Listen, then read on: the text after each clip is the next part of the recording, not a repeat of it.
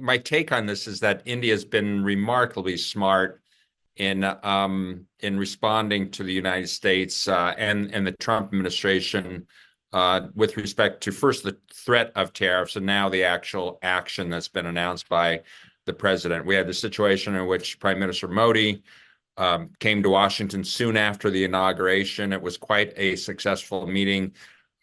President Trump and Prime Minister Modi issued a joint statement and provided a joint commitment to negotiate a bilateral trade agreement, a BTA. I thought that was a very smart thing to do and very desirable.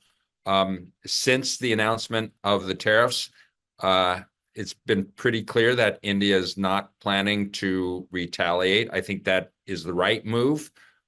We've seen how the president reacts when other countries have indicated that they will retaliate. He then retaliates with more. It just spirals downward in that situation. So I think it was the right move for India to not retaliate. Finally, the Indian government's response was quite neutral, and I know there's a political cost to that. There's been some criticism of that in India, but it has set the stage well for the negotiations to come, and that's the point of this: is for the two sides to get together, to work hard, and ideally negotiate a deal on tariffs as quickly as possible. So I think it's been a smart, very diplomatic approach from the Indian government. Well, first of all, I distinguish between dairy and many other agricultural products. I mean, there are very clear sensitivities associated with dairy and production methods in the United States, and how those fit with certainly with Indian cultural sensitivities. So I think dairy is in kind of a unique situation. More broadly, I am confident that agricultural issues are going to be on the table for the negotiation.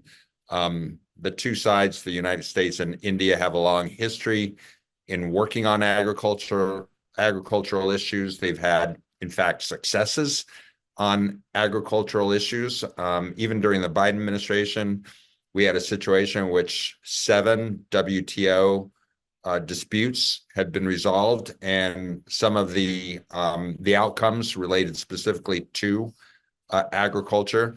And in fact, India has strong agricultural interests in the U.S. market. So, I think when the two sides actually get to the negotiating table and start laying out expectations, I'm quite confident that agriculture is going to be on the table. Now, what might be those outcomes obviously will depend on political sensitivities, it being a win-win situation for both sides. So I don't think there will be any excluded sectors in this negotiation. Well, I mean, there's certainly hurdles. I mean, any trade negotiation is not easy. I spent a career negotiating for the United States on trade, and it was rarely easy. That's just the nature of trade and trade negotiations.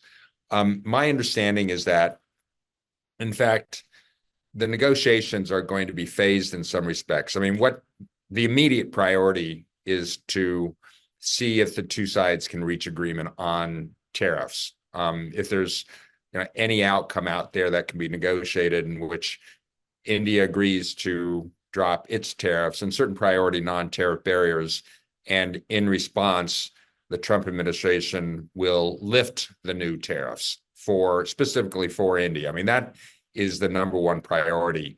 I think in parallel, there will be efforts on the broader bilateral trade agreement to conclude a first tranche.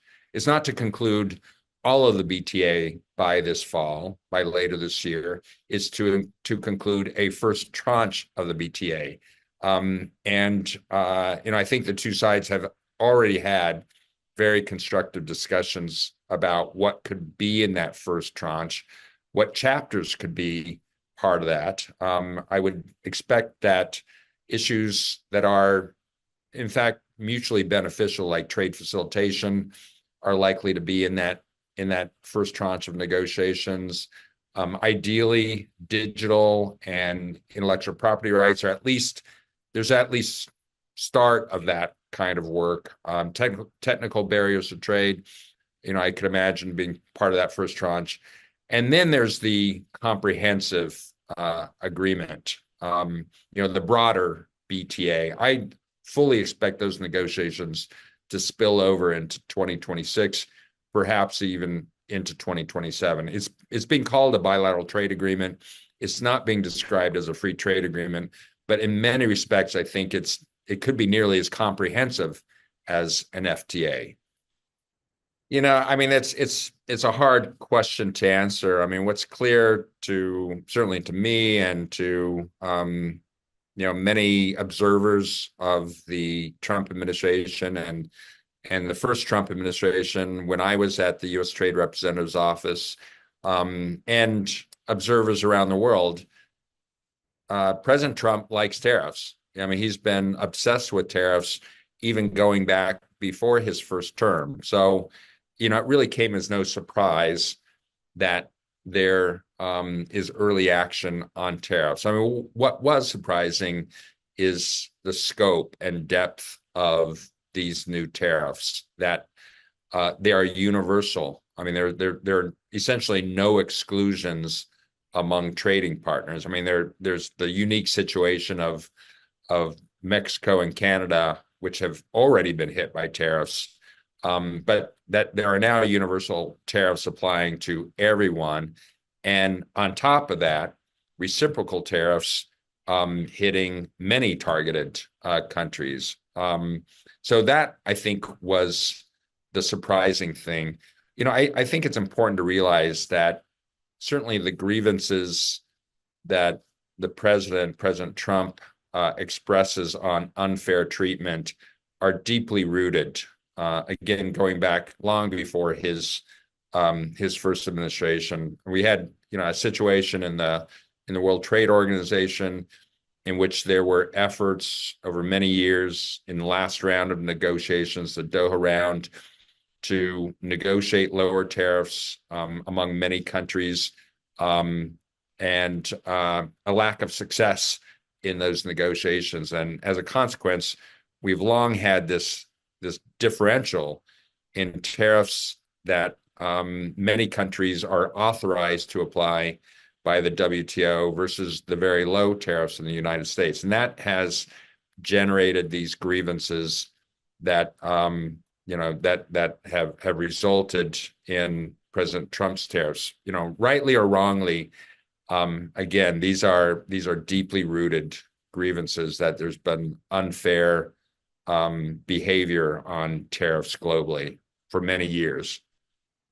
Well, I think the consequences are global, and we've already seen that in the first few days since the announcements. Markets are tanking globally, in the United States, in other countries, and there is a real risk of recessionary pressures globally.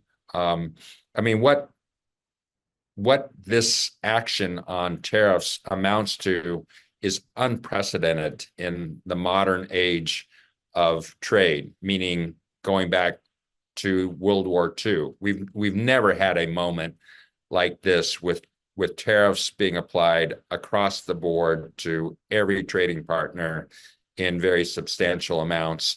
And it's reminiscent, in fact, of action that was taken between the two world wars. So going back roughly a century. And unfortunately, that did not end well. There were U.S. tariffs, there were retaliatory tariffs, there were bilateral trade agreements, but a lot of chaos and very negative global impact. So everyone is hurt. I mean, there are no winners, I think, in this situation. That said, I do think there are opportunities. I believe strongly that there's an opportunity for India to uniquely be first in line in many respects to start negotiating with the United States, and in fact, potentially gain preferential access to the market, to the U.S. market, compared to many other countries. So I hope the opportunity is seized, and there can be success down the road. But the risks are immense. I mean, there's just no doubt about that for everyone, for the United States and many other countries. Well, in fact, there have been no multilateral trade deals for many years. I mean, the WTO has not produced for a very long time. In fact, much of my career was focused on Geneva and multilateral trade negotiations. Much of my experience negotiating with India was specifically in the WTO, and the WTO has been in decline for a very long time. I mean, the last round of comprehensive trade negotiations, the Doha round, collapsed. I mean, effectively collapsed in 2010. They limped along for some years after that. There were one or two agreements that were reached, which essentially meant the death of the Doha round. That was the trade facilitation agreement. That was agreed. There was an agreement on export competition in agriculture, but the comprehensive negotiations were essentially abandoned in that moment. The so-called single undertaking was abandoned in that moment. And the WTO is simply not relevant to the current situation. It pains me to say that, because so much of my career was working on multilateral trade and seeking agreements through negotiations, but it's just simply not relevant to the situations we have now. Well, I mean, as I just noted, I think the WTO has been in decline for many years. I mean, this isn't simply a phenomenon of a Trump administration. This goes back well before 2016, when the Trump administration first came into office. We had the failure of the Doha round. That was a huge hit for the WTO. It's had other hits over time. Essentially the dispute settlement becoming non-operational because of action by the United States. The failure of countries like India being willing to agree to significant reductions in tariffs. So in fact, negotiation of free trade agreements among many countries. I mean, this was a phenomenon that essentially started in the late 1990s. It really took off in the early 2000s. There are many countries that have negotiated free trade agreements, preferential treatment, meaning non-most favored nation treatment among themselves. And in some respects, even though WTO legal, they've undermined the broader multilateral trading system. So this is not a new event. It's been occurring for some time.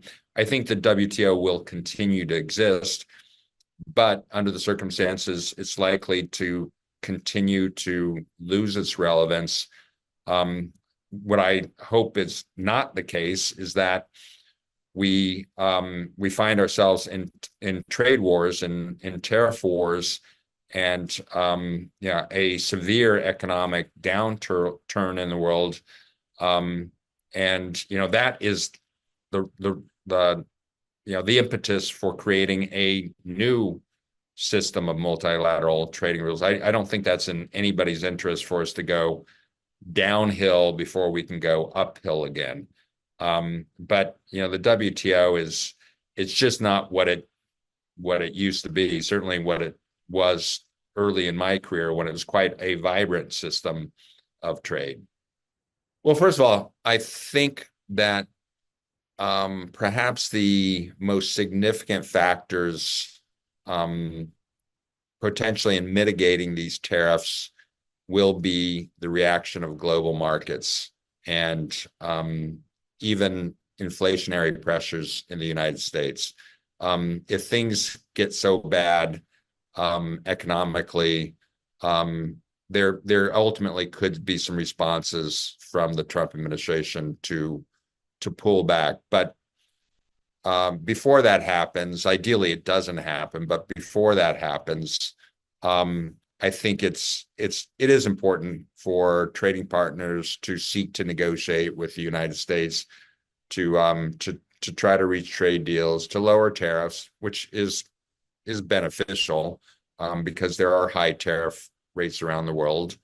You know, it may seem ironic to say this, but hopefully there can be opportunities gained from this circumstance, and more countries negotiating lowering of tariffs in response, reaching deals with the United States, that could lead to the United States also lowering those tariffs. I mean, in this situation, that's probably the ideal scenario. There are other scenarios that are really quite disturbing, and I hope we don't go down the path of new trade wars.